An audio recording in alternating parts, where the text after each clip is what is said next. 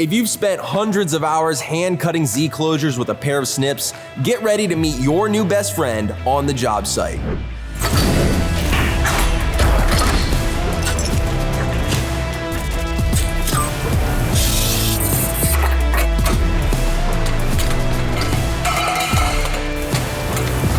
I don't know about you, but I would much rather do that than hand cut all of these.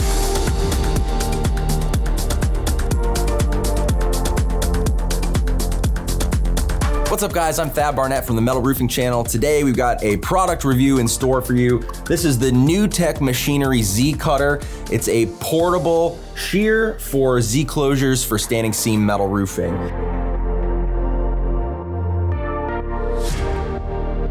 So basically we've got 3 slots here for 1 inch, 1.5 inch, and 2 inch rib heights. You slot in your Z closure and then make cuts just like you would with any hand operated shear on a gutter machine or something similar. Without a tool like this, somebody on your crew is gonna be sitting with a pair of snips, cutting a lot of Z closures and putting on a lot of butyl tape for every single panel of your job. So first of all, cost and what you get for your money. This runs for $3,600 direct from NewTek Machinery. We're in mid-June of 2025, so that's the cost of this right now. And basically you get the shear itself, you get a shear handle, you get a backstop, and then the mounts that you need to mount this to various different places.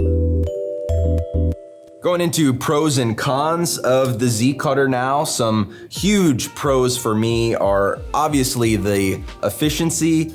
Rather than having somebody cutting Z closures all day, you can slot in a 10-foot stick of Z and then just chop, chop, chop, and make sure that you get all of those up to your panels as quickly as possible, and you don't have to have somebody dedicated for the entire day cutting Z closures. Another huge pro for me is you get 3 sizes of Zs here. So if you're doing different jobs from day to day with varying rib heights, you've got a 1 inch, 1.5 inch, and 2 inch Z closure size for this. Another pro is it's a NewTek Machinery product, which means you have the support and service of a large manufacturer. And actually, most of the parts on the Z Cutter here are parts that have already existed. These are readily available from the NewTek Machinery service department, so if anything gets damaged, all you have to do is call them up and they can get you replacement parts for this super easily. In fact, I had a situation where I damaged one of the bolts that connect the backstop to the shear,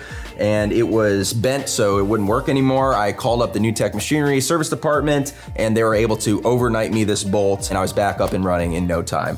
So that is a huge pro for me. Another thing, you can mount it pretty much anywhere. With this square tube here, you can mount it where runout stands are stored on a roll forming machine, or even a truck hitch, or somewhere in your shop like that, depending on your application. It's also super easy to use. It's literally just a single shear handle.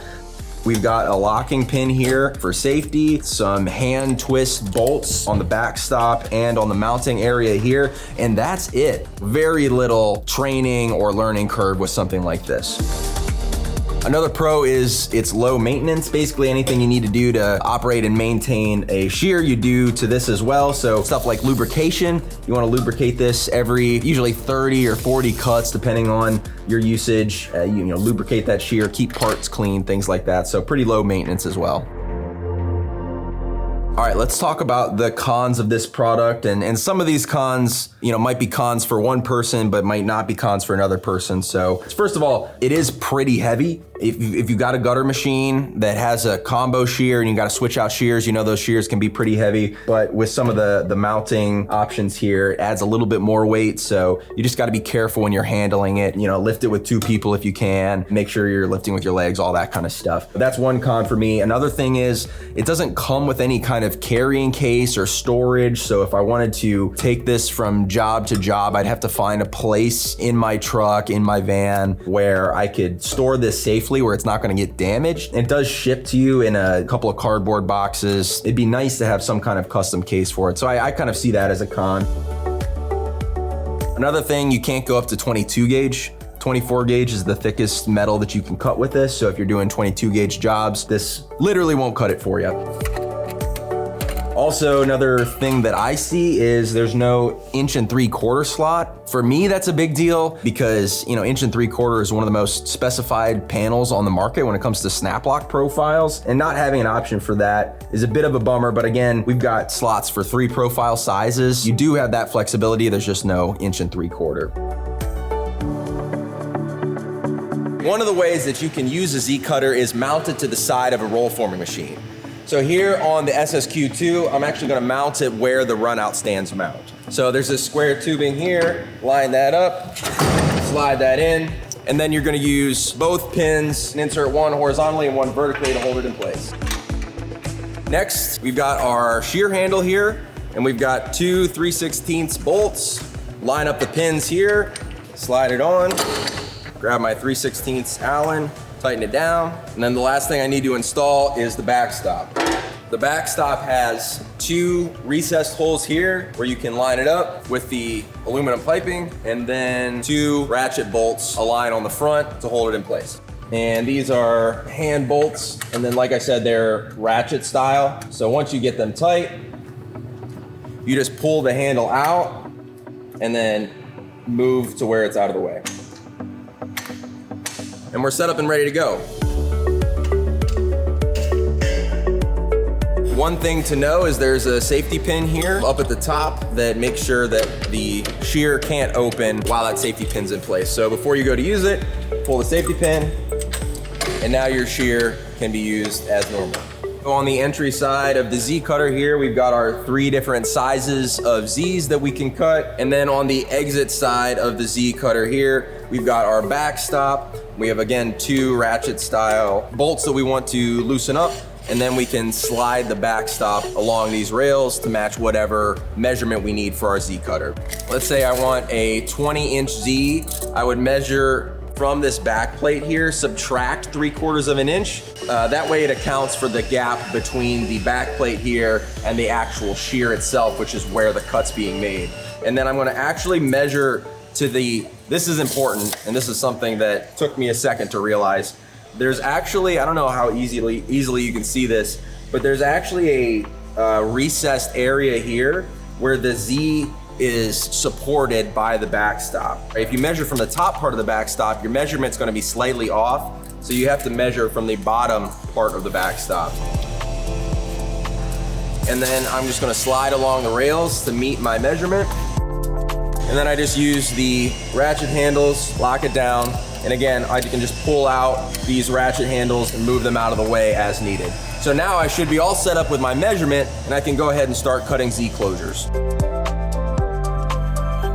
I've got a 10-foot piece of 2-inch Z closure here. In order to make this cut, all I do is I make sure the safety pin is pulled, lift up the handle, slide the Z in, and then I'm gonna hit the backstop and use the indentation on the backstop to level the Z. So I can take my hand off it right now, and this Z is actually perfectly level to make sure this cut's gonna be accurate because of that indentation. Again, make sure it's up there on the indentation on the backstop, and I'm gonna make my cut, pull up, and there we go. Now, I always recommend checking the measurement on your first cut before you cut the rest of them, in case something happened with the backstop measurement to begin with. So that is perfectly 18 inches. So now we're good to go and cut the rest of the Z closures for our job. One other thing that you can do with the Z cutter is preload the 10-foot stick of Z with butyl tape. So we're gonna test cutting butyl on this thing. Preloaded some butyl on this short stick, but you can do the same on 10-foot lengths. One important note, you're gonna have to make sure you lubricate the shear properly before you start cutting with butyl tape. It's important to lubricate no matter what. I think every 30 to 40 cuts is what they typically recommend, but for butyl tape, it's gonna be even more important so you don't gum up the shear blade itself. Also, something to keep in mind, whatever side your butyl tape is on, make sure that is facing up in the shear. Let's give it a shot.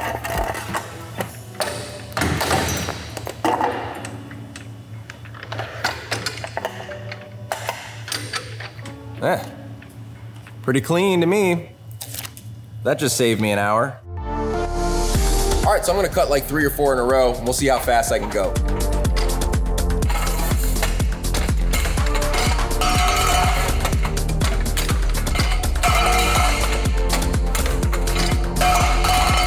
don't know about you, but I would much rather do that than hand cut all of these. One quick note about using a shear like this is it's gonna produce these slugs just from the way it's designed. And this counts as material waste. So if you're cutting 12-inch Zs, 1-foot Zs, and you've got a 10-foot stick, you're not gonna get 10 of them out of it. You're gonna get 9 because the last one's gonna be short due to the waste. All right, some closing thoughts. The NewTek Machinery Z Cutter is a great addition to any standing seam metal roofing job site to reduce man hours and make sure you have your Z closures as quickly as possible. Check them out on newtekmachinery.com. Big shout out to the NewTek team for sending this out for us to review today. Comment down below if you have any questions, whether it be about the Z Cutter or a future topic that we can cover in another episode. Subscribe here to the Metal Roofing channel. As always, I'm Thad Barnette. We'll catch you next time.